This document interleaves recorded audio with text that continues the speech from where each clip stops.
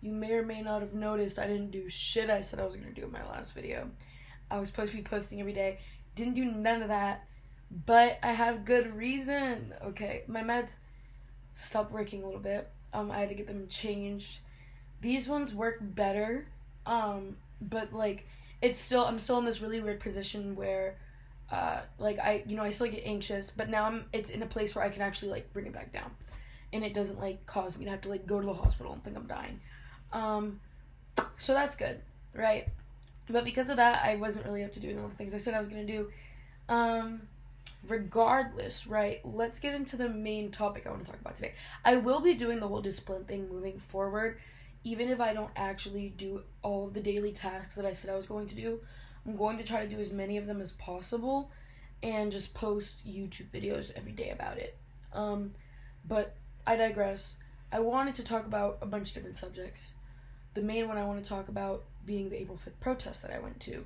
But I'm also possibly, if I have the energy in this video, I might get into hygiene wars on social media. I might get into stand wars and weaponizing politics.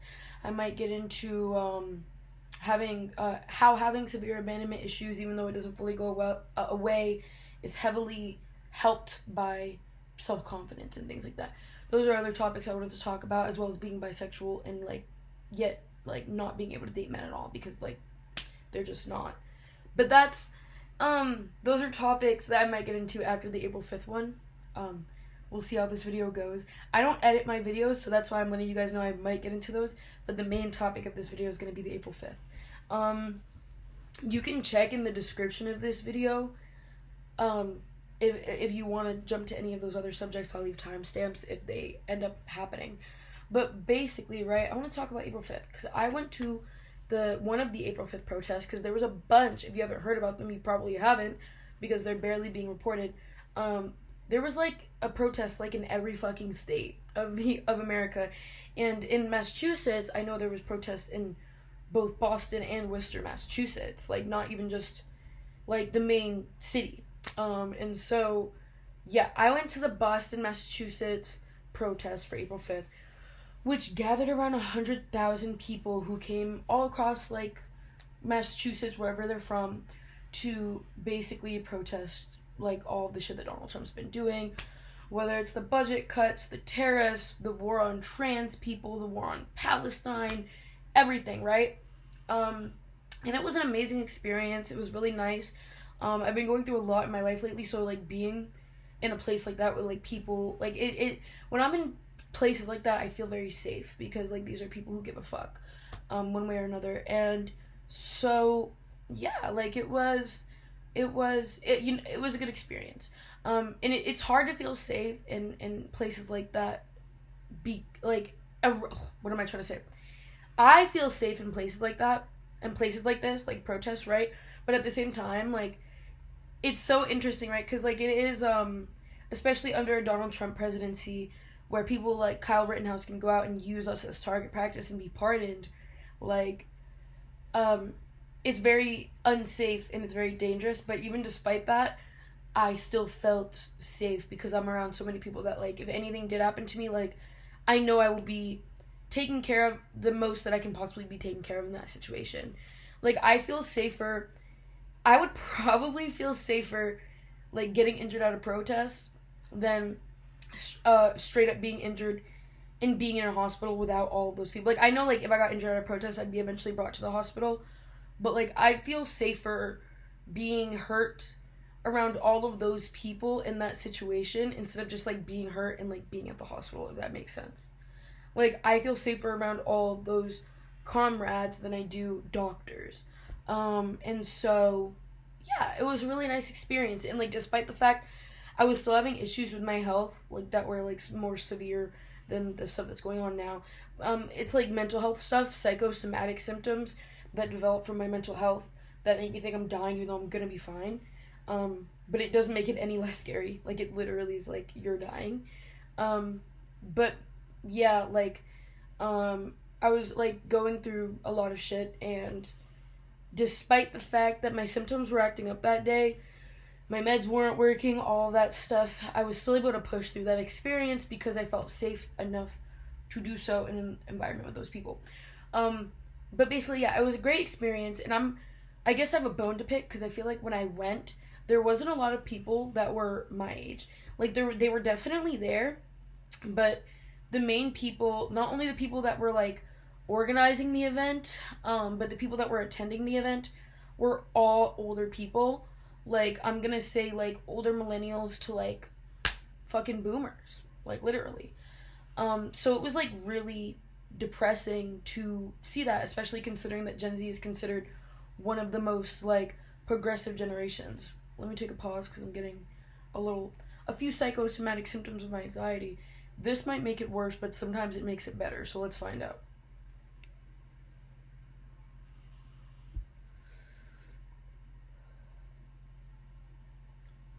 We'll see where that takes us. But yeah, so basically, I'm really fucking disappointed because Gen Z likes to pride itself on being the most progressive generation. And we're definitely not. I feel like we're definitely not. We're very, even the left is very, or the online left, I would like to say, because the online left and the actual organized left on the ground are two different things completely, and you realize that once you get out there. But what's it called, like the online left, which is a lot of it is Gen Z, is just very dogmatic and puritanical and fucking, like, politics and activism is almost trauma porn. It feels like people, even if they don't realize it, are kind of addicted to being upset and angry, and like, it's not like that's not, like, going to exist when you're dealing with the things that you're dealing with, but it's, like, the way that people... I don't even know how to describe it, and I'll probably describe it better when I make other videos about this, because this is a big topic that bothers me. But, like, when people are, like, for example, I guess, right, there was someone that posted about the April 5th protest and was like, it's sad to see, like, all this momentum was going to be filtered into nothing. You know what I mean? Like, and, like, that's basically what they said. And, like, they didn't actually come up with any solution. They just said that, and then, like, everyone that was commenting solutions, they were like, well, organizations actually just filter people, like, out of actually having any real momentum, and, like, they just all this stupid shit, which isn't true. So yeah, some organizations, and definitely while we're trying to organize now, you're gonna probably see more predatory organizations that will try to do that, but that's not the fucking case all the time. PSL is a great example of that. But yeah, like, so, like, seeing stuff like that, right, is like, you're addicted, you view politics as trauma porn, you're addicted to just fucking being upset, and you want to critique and constantly be the contrarian, you know what I mean? You don't want to actually make any moves. And then on top of that, there's other people, right, the puritanical and dogmatic folks. Like, I saw this dude who's actually well known, like, he does, like, street interviews and stuff, and he posted talking about, like, he, like, posted, quote tweeted this, like, sign, like, of this, like, this little, like, white boy was holding this sign that said, shit's so bad you got even the introverts out here, or something like that. And he quote tweeted it, and he was like, oh my god, like, white people are so annoying, and everyone was commenting, being like, yeah, this person's so performative. That dude was out in the rain, that dude was literally out in the fucking rain at a protest, during the first big protest, under a mega presidency, which literally, like, I'm sorry, I'm getting another, more psychosomatic symptoms. Talking about this gives me anxiety, because it pisses me off so bad. This guy is out at one of the first protests under a mega presidency, alright? And yeah, he's white, but white men, I'm pretty sure there's a white man that got shot and killed at the last one. Like, they don't... Mega people will come out and use this fucking target practice, like I said, and get pardoned. And so people are still out going to these protests in the fucking pouring rain, knowing that this could happen to them. I doubt that it's performative. Like, you can have an issue with the sign, you could find it annoying, but don't try to over-intellectualize it to demoralize this person. Sit with your feelings and digest them, because feelings are not that simple. Nothing is that simple. And Gen Z is addicted to comfortability. So when it comes to situations like that, they want to believe that feelings are that simple. And when you tell them that it's not that simple, they get very upset because those are their feelings and that's their trauma. And so when you try to tell them that they're processing it incorrectly, they get upset. But that's the case with a lot of these people. This guy came back around and tried to explain himself by saying he feels like a lot of white leftists don't take this as serious, which is absolutely true. Like, that's definitely like something that's going on. Like, there are, but I don't think that guy at the protest that's like literally risking his life in the pouring rain is one of those people. And maybe to a certain extent there's certain things he doesn't understand about intersectionality, just like black people and other minority groups outside of white people don't understand things about class disparity or queerness or like other minority groups that aren't their minority group. You know what I mean? And these are things that need to be talked about and should be discussed. But to pick apart this guy's sign at a protest that you didn't even go to, that almost no one in this comment section, I don't think anybody did go to, or post anything positive about, is just so counter-progressive to any actual organizing. You know what I mean? This guy is not your enemy. He might be a little bit annoying, but he's not your enemy. And if you're not willing to work with this guy, then we're not going to go anywhere. We're not going to get anywhere. And don't get me wrong, like, it's hard to critique the online left with these issues when it is true that a lot of white leftists simply do not understand intersectionality. Even that guy that was holding that poster might have issues understanding intersectionality.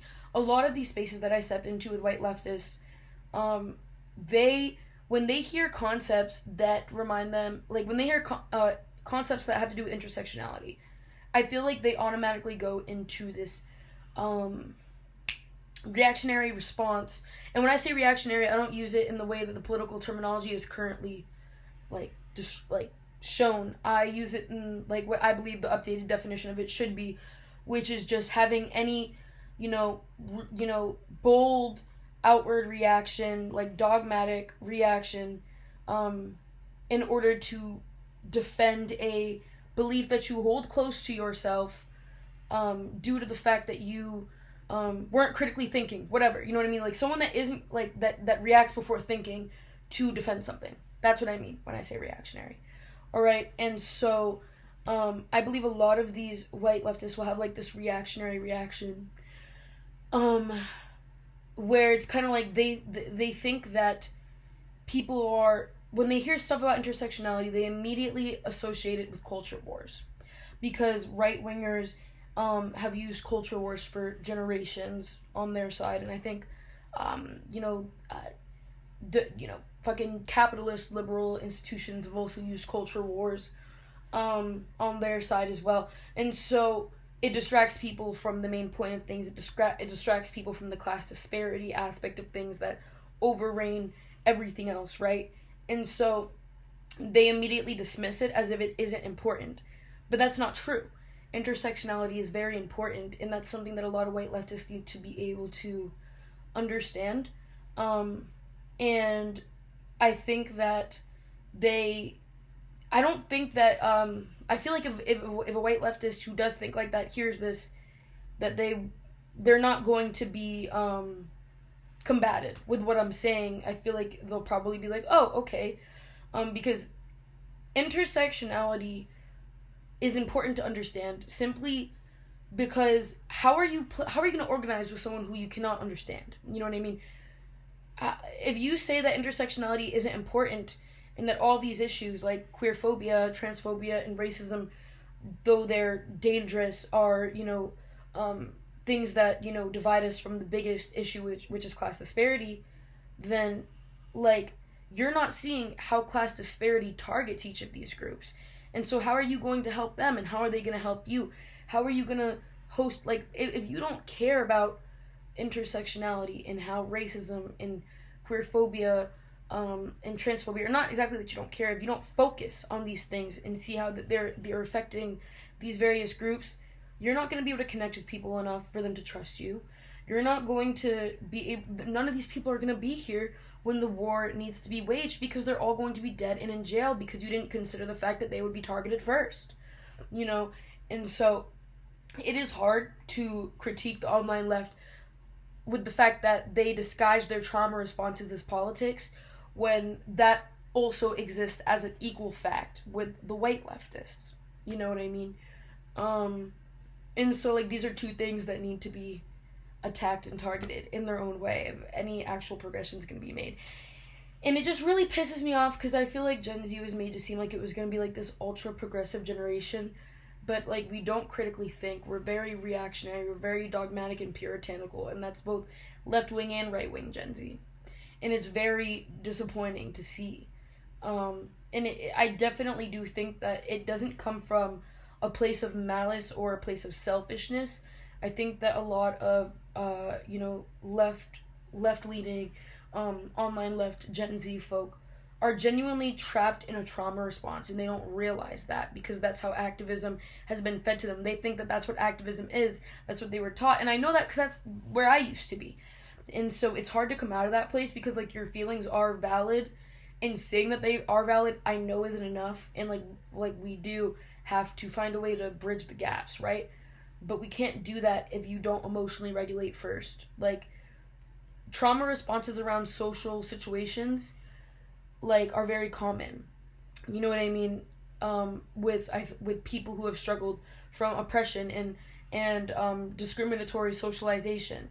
You know what I mean? It's really common, and people don't realize that like maybe like I think a good example of this. Some people might immediately click off because they might think it's not a good example of this, but I think it is Hassan Piker, right? For example, people, I'm scared to say his name because people, a lot of the online left that I'm talking about right now probably don't even like him. But I'm trying to see if he would be a good example for this, because like basically what I'm trying to get at, right, is he's like a like white man who's like very much like bro-y, the type of guy that like we all got bullied by, you know what I mean, like targeted by in high school and in every other aspect of our life, and the type of guy that life has always been on the easy mode for, so you don't want to hear what the fuck they have to say. And so then there's a lot of people who see Hassan Piker, and then like when he has the takes that he has, they immediately, I would say, like think the most negative things. Like I've heard people call this man like a rapist, like a fucking pedophile, fucking racist, and then I look into all this shit myself and none of it's true. And so that's, I feel like, a really good example. Like, and it's also like you could just hate him without him being all those things. You know what I mean? But I feel like a lot of people on the left, once again, always have to like intellectualize their hate for some reason. Like, no, you could just fucking hate his ass because like you're annoyed by him, and that's fine. Like, you know what I mean? But I feel like, yeah, I do think he's a good example because I feel like that trauma response kicks in, and then you're like, you're the mean, fucking jock that bullied me in high school, who fucking called me a fucking slur, like literally die, I hate you, I don't care what you have to say. You know what I mean? You're just some stupid misogynistic bitch, like you don't care about women, like, and I get it, but at the same time, like, we can't keep living like this, guys. We can't keep facing our energy toward the white leftist introverts and Hassan Pikers of the world, because if we do, we're gonna get nowhere. We can deal with like the little annoyances or grievances we may have with these people once we actually deal with the actual fucking problem. And I know, like, people are gonna be like, okay, so what is the actual fucking problem then? Because then what if I come up with this as an issue and you say that's not the problem either? And like, it's nuanced. It's trial and error. Like, you gotta actually get out there and talk to people. You gotta know what your emotional capacity is.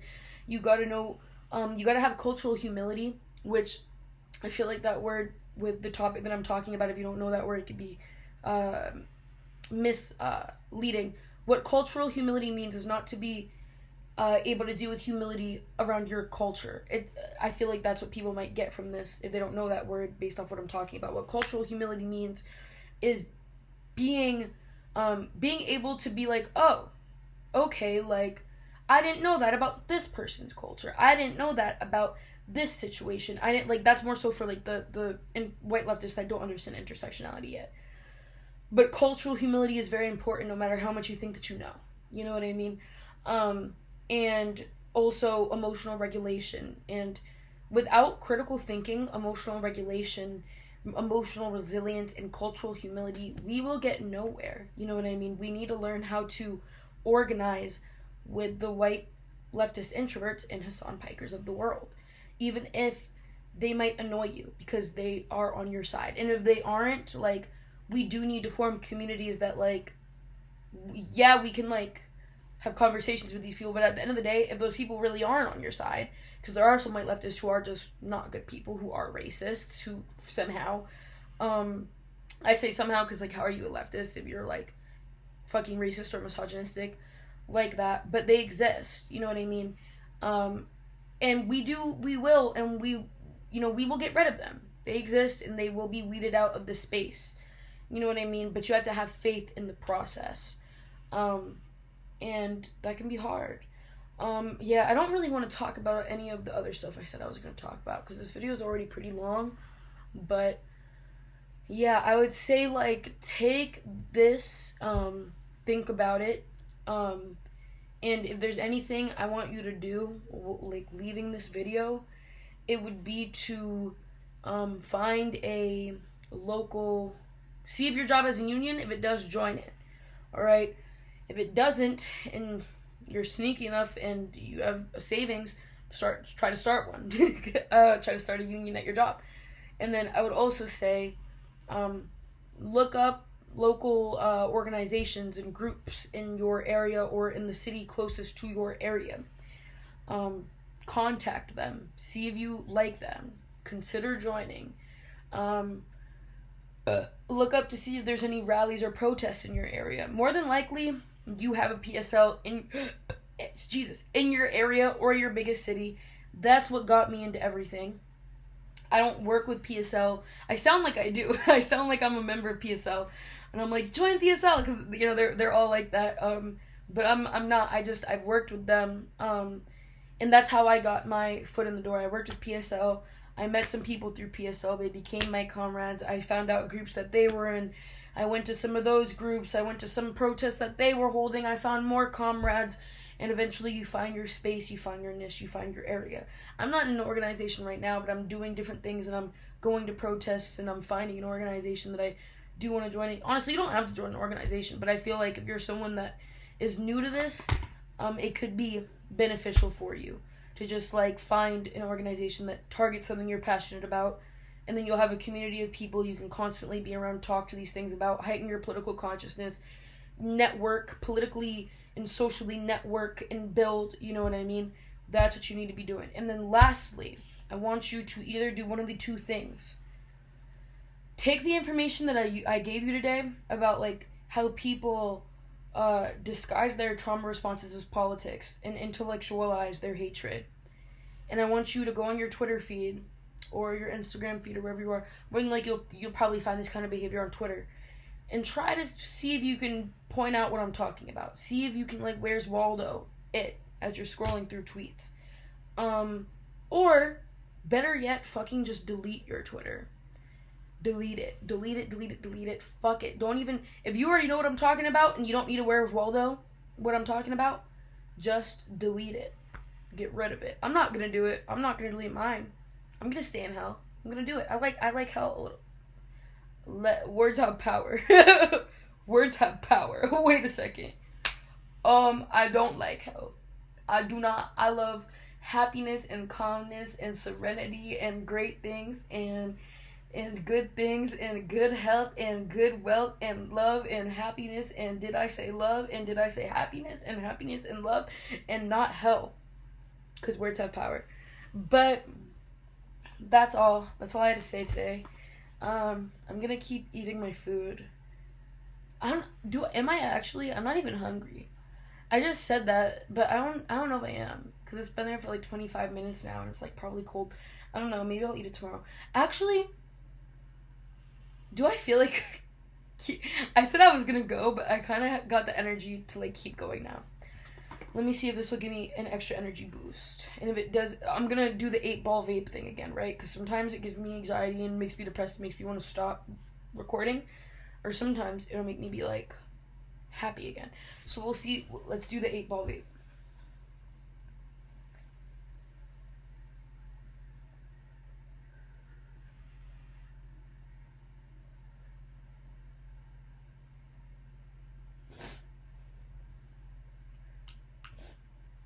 Alright, I'm gonna keep. I think I want to keep going. Well, okay, a lot of these. Alright, so there's a few different topics I want to talk about. But, like, I'm low key. Okay, I can't get into the Stan Wars weaponizing politics right now. Because there's a lot of people I want to read, and this video will be very long.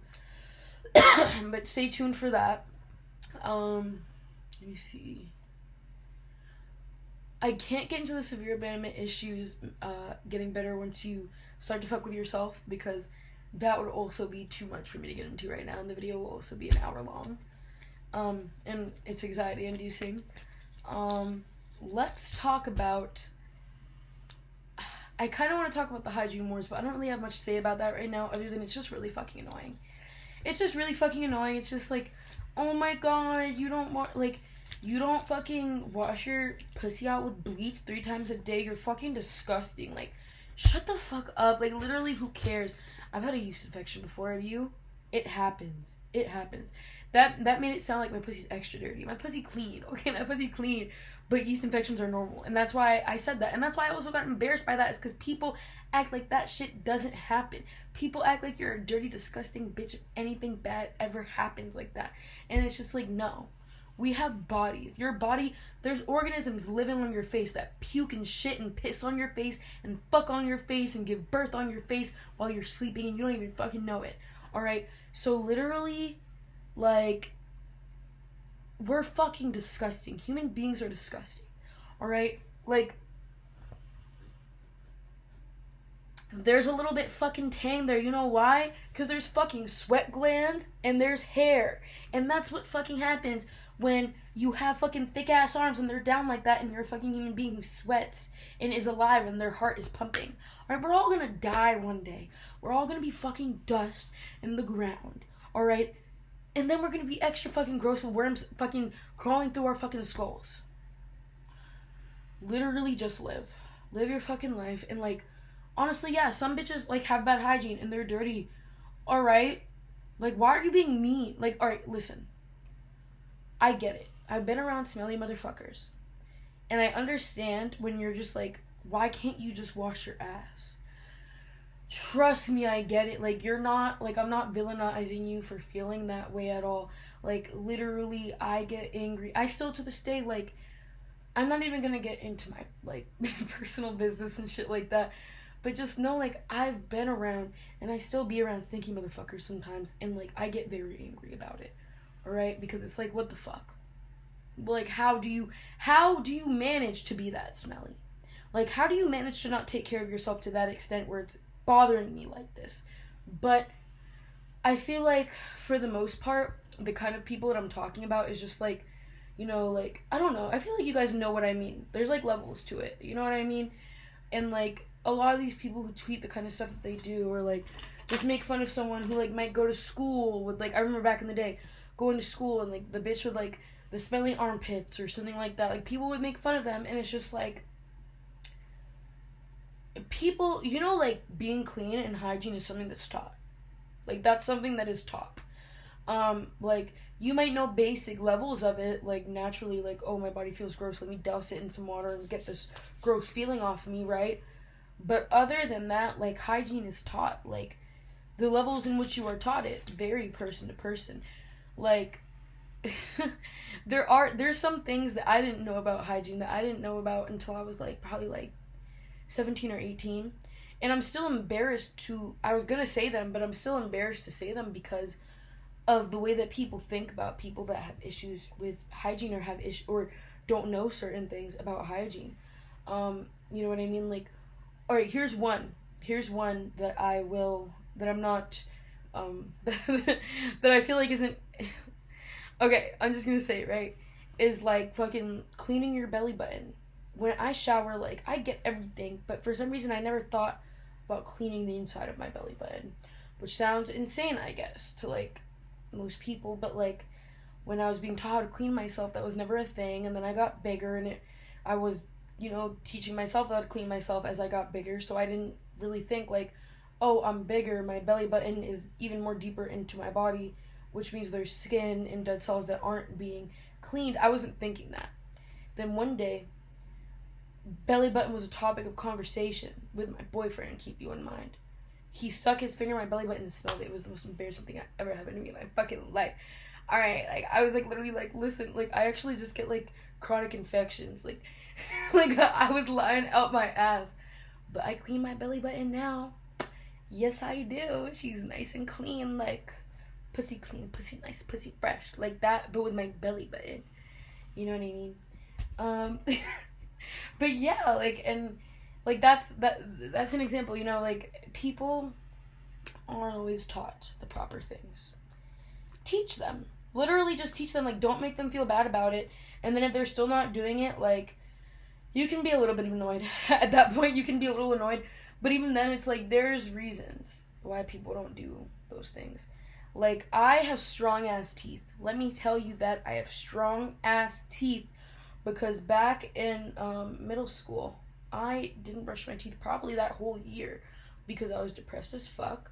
And, like, growing up, I remember it was always, like, a thing where, like, oh, you have to brush your teeth, you have to brush your teeth. Like, my parents would always be, like, on top of me about it.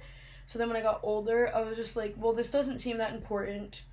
I didn't really taste anything funky in my mouth, like, anything like that, just surprisingly, even though I fucking didn't brush my teeth for a year. But, like, maybe it's because I wasn't smoking and doing anything like that at the time. I was just, like, eating regular food. I don't know. But, like, I didn't get any sensations in my mouth, and nothing happened. So I was just like, this isn't important, and I'm also, like, really depressed, so I don't really care to do anything. You know what I mean? I didn't clean my room, I didn't really do anything, I didn't have the energy to do anything. And so, I remember my breath used to be fucking kicking. And then, what's it called? I still, to this day, I still have issues with brushing my teeth because I got into that habit of not doing it at that age. And so, yeah, my teeth are fucking soldiers. I'm getting better at it. Like, my breath, I don't think it's smelly right now. Like, I brushed my teeth this morning.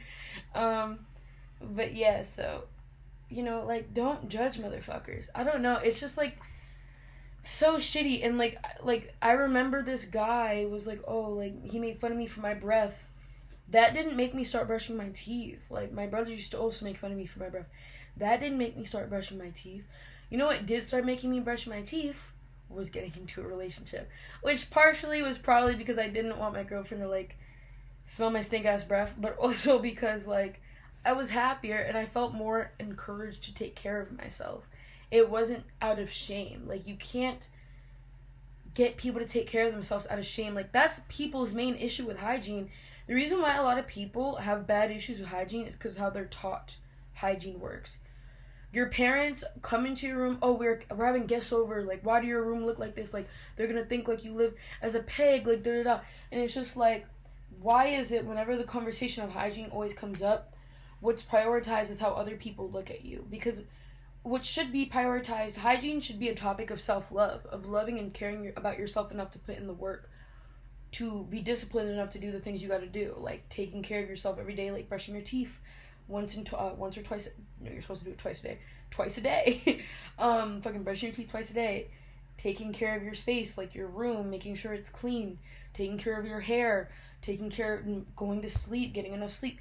All of these things, washing your body. All of these things are portrayed as, like, you need to do this so people don't look at you badly. You need to do this so you won't be judged, so you won't be shamed. It's never portrayed in a way where it's like, you should do this because you deserve to be clean. You deserve to have a clean body. You deserve to have a body that does not have a bunch of bacteria over it that's trying to hurt you. You deserve to have a room that's clean where you know where things are, where you feel safe.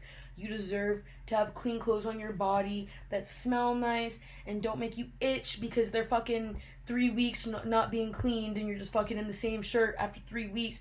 You deserve that because you deserve to feel good about yourself. That's how it should be. It shouldn't be like, oh, you should do these things out of shame. It's the same thing with, like, eating and dieting. Dieting is a scary word for a lot of people getting back to the reactionary and puritanical left, there's nothing wrong with dieting. Dieting isn't even always to lose weight, and it's not even always to gain weight. Sometimes dieting is for your mental health. Sometimes dieting could be for a million different things. Food is like the thing that gives your body all of the things that makes your body do the things. Like, like having more certain vitamins in your body could literally help your brain, like, think better. You know what I mean? And so, like, if dieting wasn't so heavily about, like, shame and, like, how you feel about your body, if it was, like, if our relationship with food was prioritized about, like, about love, then I feel like it wouldn't be, like, we wouldn't deal with any issues around eating disorders, whether it was binge eating or restricting your calories. People would have less issues with it because you would be taught, like, a diet that is prioritizing you loving yourself and taking care of yourself. I'm not going to overeat because I know it's going to make me feel like shit. Even though I really like this food and I deserve to indulge, I'm not going to overeat because I know it's going to make me feel like shit. Like, my body is going to be sluggish.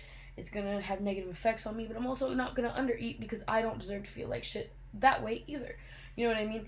Like, that's the way. Like, just imagine how different every aspect of life would be, like, if we just, instead of prioritizing shame, prioritized love. You know what I mean? I would like to think about that. And yeah, I think that's pretty much all I got for you today. Like, I'm every time I get done with one topic, I'm like, oh, I love this. I kind of want to keep going. But since I'm at, like, 36 minutes and I'm scared this video might not even save because I've been, like, recording so long, I'm just gonna stop it now. Alright, bye.